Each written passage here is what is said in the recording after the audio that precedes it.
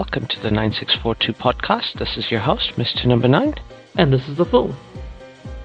This is where me and the Fool give our Unqualified and unrequested ramblings on the various issues in the world of sport. or something like that. Hello everyone, welcome back to the bread and the butter. We are talking about football. Woo! It's been, at time of recording, a couple of weeks since we last did a record, at least 3 weeks. Ooh. Or maybe even 5 weeks we did record. I've been overseas and back in that time. We had a decent amount of recording and pre-work done. Who are we? What have we done with Adam and Imran? Yeah, I don't know. Like, it's crazy that we were actually prepared for that, you know? And things went out. Yeah. And we're there. And people could listen to things. It's crazy. Yeah, and people did listen to things. I know. And in that time, everything's gone haywire in both the Premier League and the Champions League. Going to the top of the table, we have Liverpool with Arne Slot looking pretty much like the form team of the season. Pretty so much, far. yeah. They've been lucky with injuries, but that can happen with Liverpool, as we have said several times in this podcast. Yeah. And they've got a decent run of games before the Christmas period starts. As we know, they're playing Southampton away, which should be another win for them. And then they play Real Madrid at home for the Champions League. Yeah. And then obviously a top of the table clash on the 2nd of December against Manchester City, who are already 5 points behind them.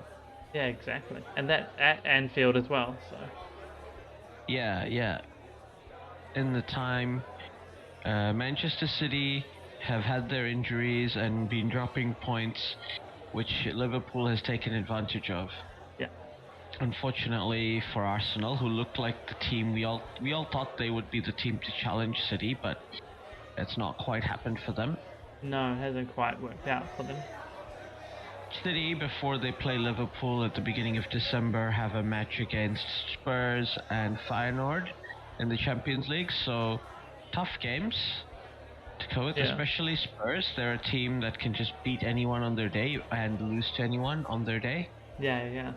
Exactly. So that would be a tough match.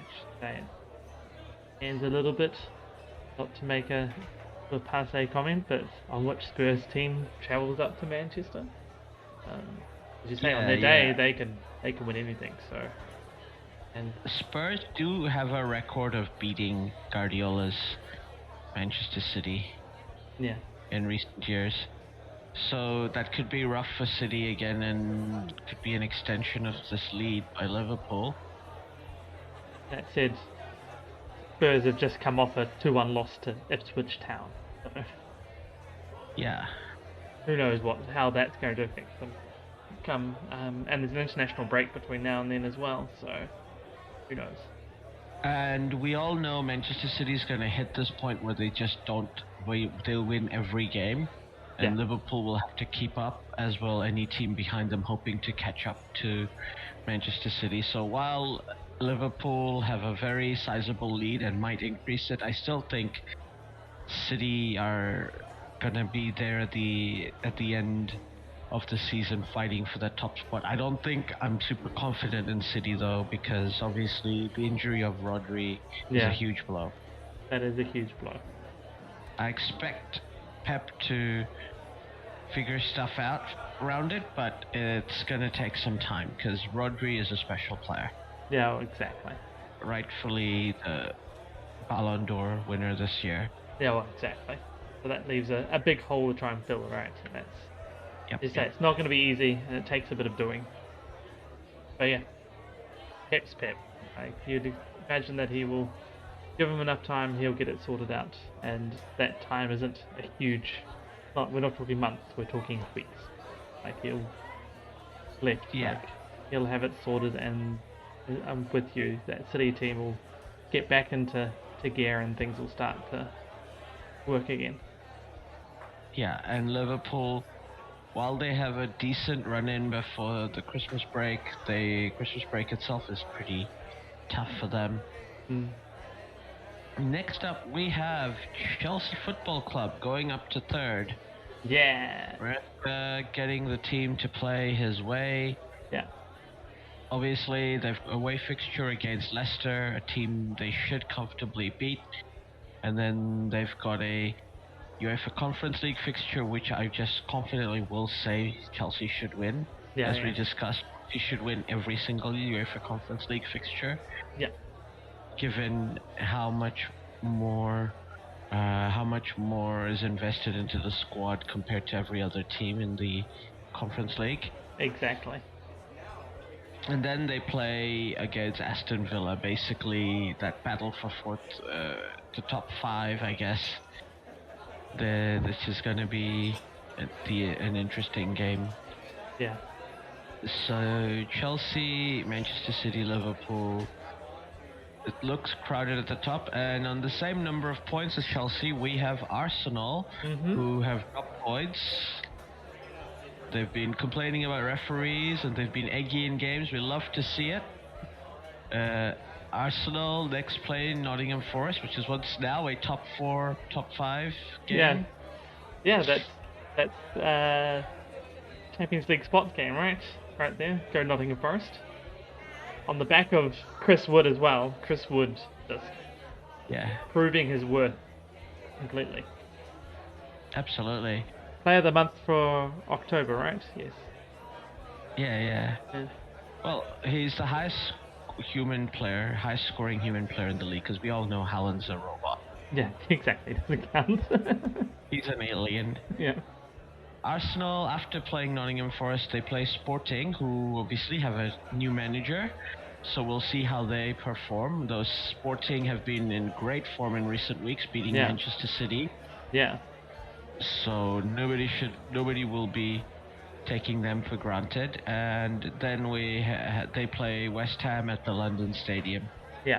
So Arsenal have a tough run of games. Yes. This is the make or break for this season, one gathers. Like, if they want to challenge for the championship, winning the title, then they've got to go undefeated this month and December, at least. I think so, yeah. I think to get everything all back on track, so it's not completely off the rails, but like having a long unbeaten run through there is going to be important. And I know we'll go more into it later when we have our Christmas in December podcast, but they do have a reasonably winnable list of fixtures. Yep. Next up, we have Nottingham Forest. Woo! They play Arsenal, and obviously they have no European fixtures, so they get a whole week of rest before playing Ipswich. Yeah.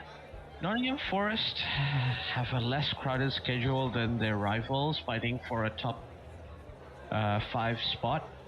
So they're a decent chance to improve on their position. As we showed, they've got Ipswich to play and Arsenal, but they have the advantage of more rest than Arsenal.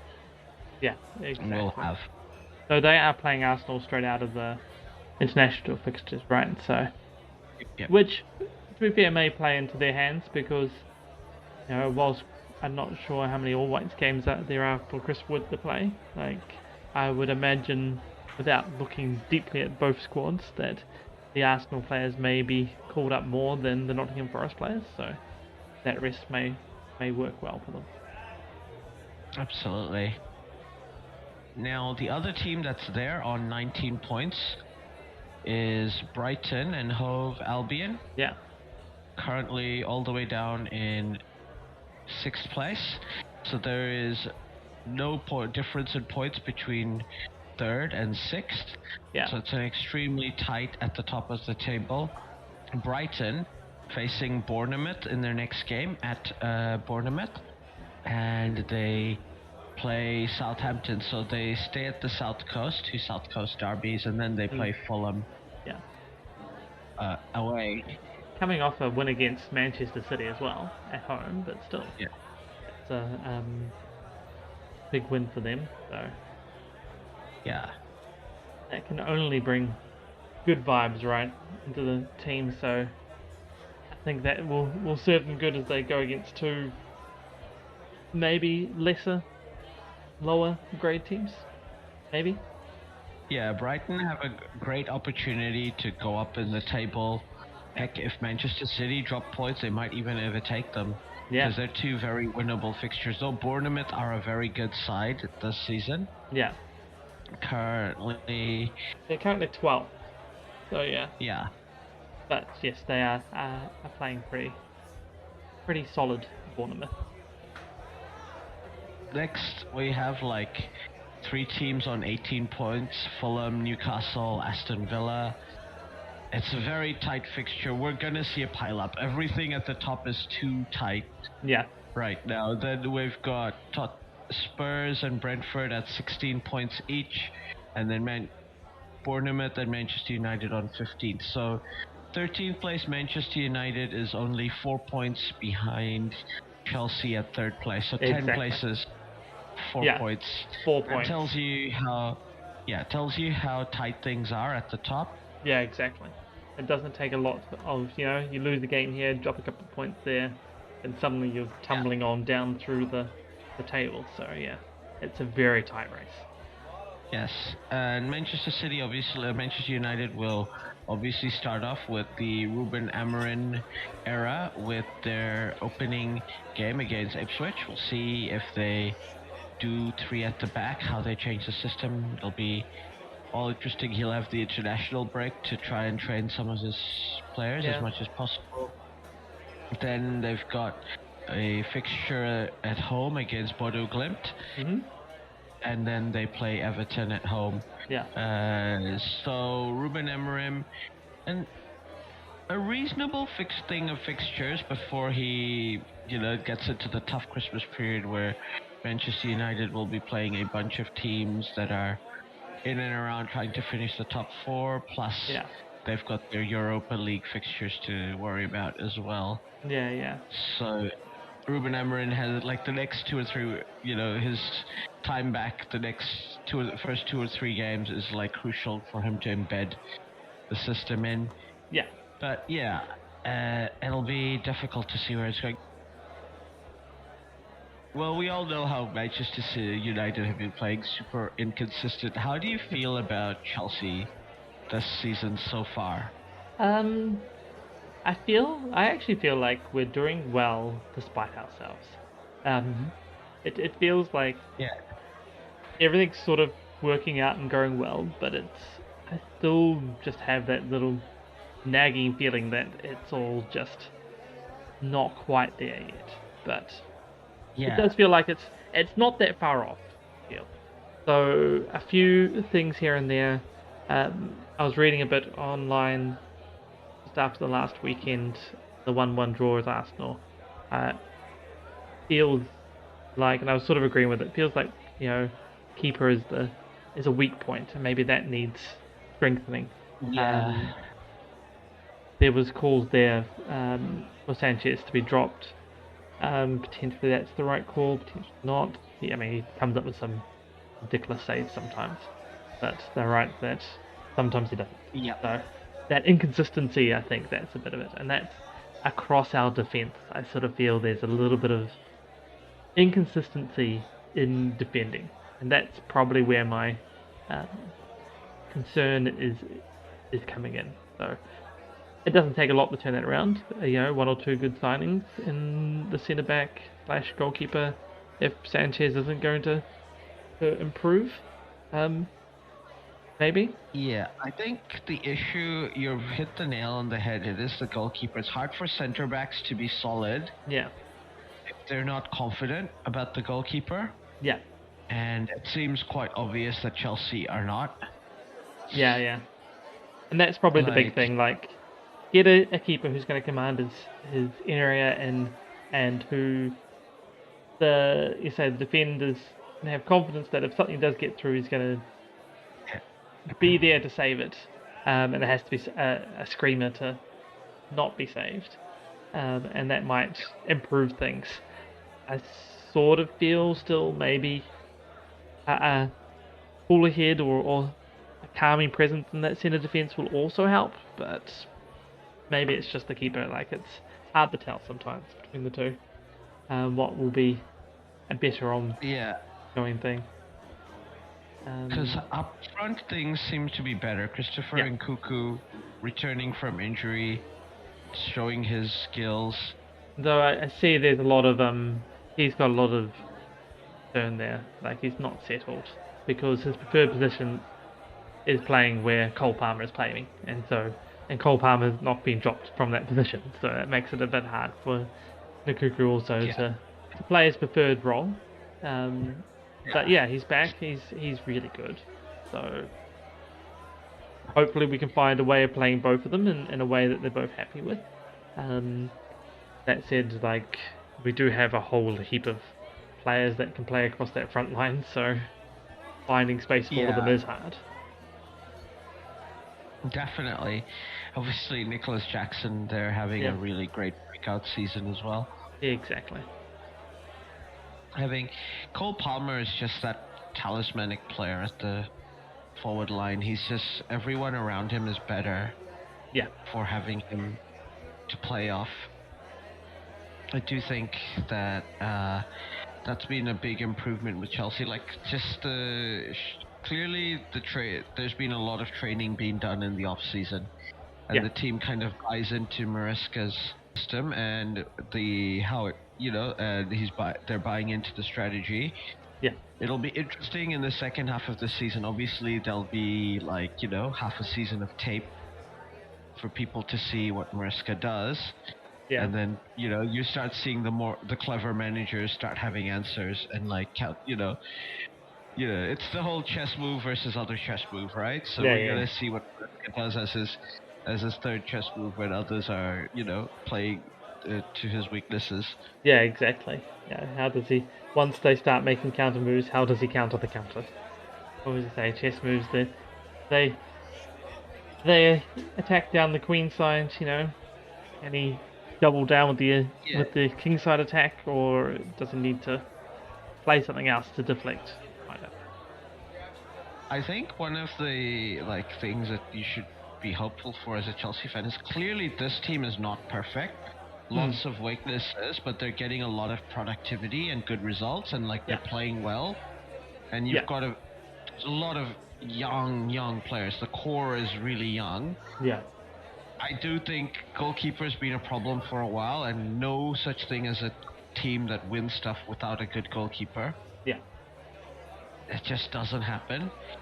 And even a mediocre goalkeeper is not enough. Yeah, exactly. So maybe they'll try Jorgensen and see if he can do anything. But I think that's potentially the biggest thing at the moment, especially since you talk about having lots of young players, and Chelsea has all the players. So when you're thinking about do we need another player, that seems a bit silly when we've got so many of them to begin with. But still, even looking at that, it does sort of still feel like centre back is a spot that might need just someone with a little bit of experience there. Like, the older defenders tend to be the fullbacks that we've got. So tend to, not completely. So just someone else in there to steady things down. Yeah. But there's just a few people here and there. But there's also I think a lot of good players in the academy. Yeah. And I think Maresca's not averse to trying them out in the middle of the defense. No. Depending on what their FFP situation is for the January window, I don't know how many players Chelsea will buy. No. I wouldn't be surprised if there's none. I wouldn't be surprised if there's 20 new players at Chelsea. Who knows? I sort of suspect there'll be a bit of selling in the January window as Maresca sort of trims his squad to what he feels happy with. Yeah. Or maybe potentially more loans out than anything else, but which might keep. I'm just saying, just to keep the likes of Clearlake and Boldy happy with having all the talent. But I think the playing squad itself, or the the home squad perhaps needs a little bit of slimming down a bit further. But I mean, at the moment we have like 3 squads, right, that play. We have the Premier League squad, we have the Conference League squad, and we have the Cup squad, and they're almost 3 completely different teams. Yeah. Yeah, that's not viable long term, but at least you have a lot of overlap, so getting rid of players who cover a position where you're not, you've got plenty of strength, in the forward line. Yes. It shouldn't be too difficult once you figured out who's gelled into the system and the squad easier. Like, I don't think Mudryk, for example, is a player you're looking to sell now. He's come on leaps and bounds. Yeah. To fit into the system / have an understanding of what's expected of him. So clearly, say under Maresca, he feels more comfortable and more settled into the roles he's asked to play. Yeah, and like Jadon Sancho's only just gotten there, so unlikely he's going. But a lot of other players, like Moses Caicedo, is just in great form. Yeah. At the moment. So I think Chelsea, it looks good. And like you have depth in case there's injuries as well. And obviously the squad is not peaked.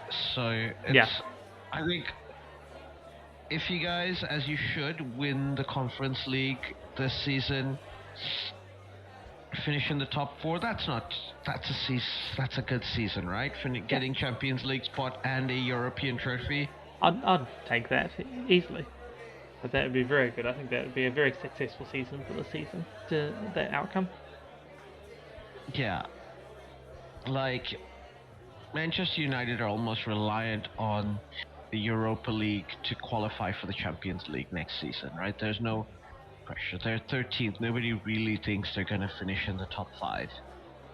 I mean, as we said, there's not that many points between them and Champions League at the moment. But yeah, I think outside looking in at the moment, the Manchester United, like, it does feel like it's a little bit too inconsistent to be really challenging for 4th. So I think you might be right that the Europa League's the pathway to Champions League next year. Yeah, and obviously if they win the Champions League, nobody's going to complain. It's the Europa League, you mean? Yeah. With the Europa League, nobody's going to complain. No. But we have a very crowded room for Champions League qualifications. At most, you might have 6 teams. Yeah. Including from the legacy spot. If you get all 5 from the legacy spot and somehow there's a team that wins the Champions League that isn't part of that legacy, could be an Aston Villa, perhaps. A team like them, or a team like, because it does look like Liverpool will finish top 4. Yeah. Are very likely to finish top 4. Could be Arsenal, might not finish top 4, but could win the Champions League. Yeah, maybe. Essentially, it does look like Manchester City will finish top 4 as well. Yeah. But also a team like Manchester United that don't finish in the European spots and wins the Europa League, then you've got, 2 teams coming in from the Cup winning spots, and then you've got the legacy spot. So it'll be 7 teams, but even then, you're like, so many other teams would miss out. Yeah. So it's really, really stacked. Is what we're saying. Yeah, I sort of feel that this year especially, the Christmas period is needed to really sort the stack out, because you say it's all so close, it's all so bunched together. That period through December and then through Christmas with so many games sort of will start spreading things, maybe get that little bit of spread and distance between different teams, and show the teams that have the squad depth and have the tactics and have the ability to push on will hopefully make their way through that season and that set of games and really start extend themselves out of it, and that might provide that little bit of separation between the actual contenders and then the chasing pack. Yeah, it's it is like I said, it's completely crowded over there. Like there is a group of clubs that are looking safe-ish, like your West Hams and your Leicester City and Everton. Yeah. But things can change quickly. Ipswich Town currently just in 17th place. Yeah. But there's Crystal Palace, Wolverhampton Wanderers, and Southampton in the bottom end. Like Southampton, I think, are a club that just look like they're going to be relegated. They look like one of the worst teams to play in the Premier League. Yeah. I would have thought similarly for Wolves, but they've managed to pick up points in the last few weeks, which has been good for them, including a win over Southampton. So that's always a big one. But yeah. Wolves always somehow seem to pop out, and I feel like Crystal Palace will as well. Like Crystal Palace doesn't wait for things to get bad, to stay bad. They will switch a manager, get Roy back. Yeah, they'll find a way. Whatever they need. Grandpa will come back and fix things. Exactly. I'm still worried about Wolves. I feel like Wolves, they've sort of started to turn it about and maybe claw the way up, but them I'm worried about. Crystal Palace, I'm with you, I'm not so worried. I feel like Ipswich have done well in the last little bit to sort of claw some, including a win against Tottenham, which is just crazy.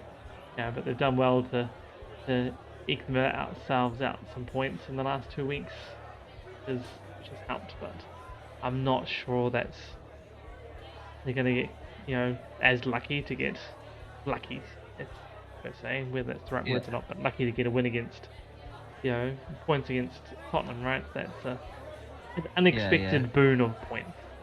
And they can't rely on those ongoing, and they haven't had that same consistency with other teams in a similar position. Like they lost the Brentford. No, Brentford's good, but still. They lost to Everton. Everton's Everton, but still, like, these are the teams that perhaps they need to be eking draws or wins out with. They did draw with Leicester, so good from that point of view. Yeah. But, I'd be still worried from what I've seen from them. They're not going to average enough points, and it's because things change. Yeah, I'm inclined to agree with you. It looks very, very like it's finally here. Are Wolves finally going to be relegated? Yeah. Somehow, it's hard to say till the January window. They always seem to get something in. Exactly. Maybe that's maybe they find something. Maybe Victor Osimhen goes to Wolves. Yeah, who knows? Something crazy happens. Scores 20 goals in the last after January. You'd be like, yep, that'll do it. Yep, that's fine. That's how you do it. But unlikely to happen. That though he is on fire at the moment. I think every Premier League club who was like, he was too expensive, are currently now going like, man, he looks unstoppable. Exactly. But the relegation battle is still rather close, I think. It is. Probably up to Leicester, they're all viable relegation candidates because it's only 6 points. Yeah, maybe from bottom. Maybe West Ham, that's 5 points off 18th.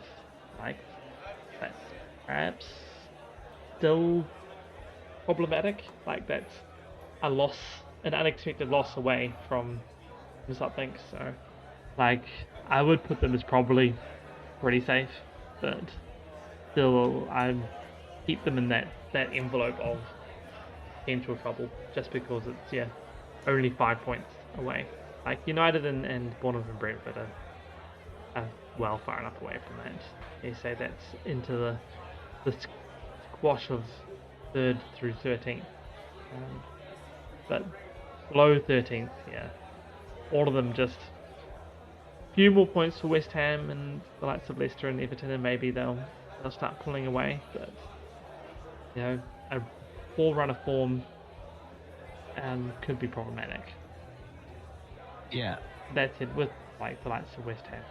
I would expect that if they did have a poor December, David Moyes will come back. Yeah, they'll sort themselves out. Their January transfer strategy would be on point. And to be fair to West Ham, they've got, other than Arsenal at the beginning of December and Newcastle the end of November there, the rest of them seem halfway decent. They've got the people they need to beat: Leicester, Wolves, Bournemouth. Things can go well for them.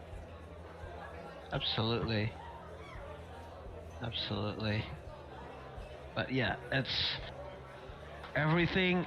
This is the calm before the storm. Yeah.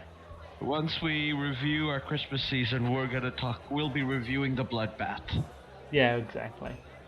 We'll be able to say Christmas, December, look at that, how that's all gonna just throw everything into chaos. Then afterwards we'll have the January review that will show exactly whose and what blood was left on the floor, because I think you're right, it's going to be a bit of a bloodbath once we get through to the end of January, and we'll have an idea of how everything's going out, so we'll be able to see the team's January transfer, what happened in Christmas, their January transfer strategy, and how that's shaping everything up. I think that will how teams do through that entire period, including the strategy around the January transfer, will say a lot about what's going to happen through the rest of the season. Absolutely. But yeah, it's all to play for. Everything is poised. We're just waiting to see how it'll play out. Yeah. But yeah, I think that's all we have time for today. Mm-hmm. Thanks very much for listening, and look forward to hearing from you next time. Catch you next time.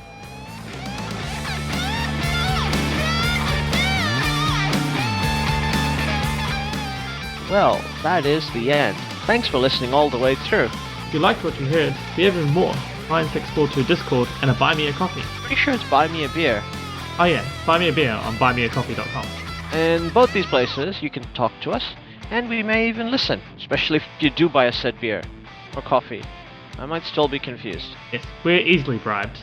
All links are in the show notes below. Don't forget to like and subscribe. This is on YouTube.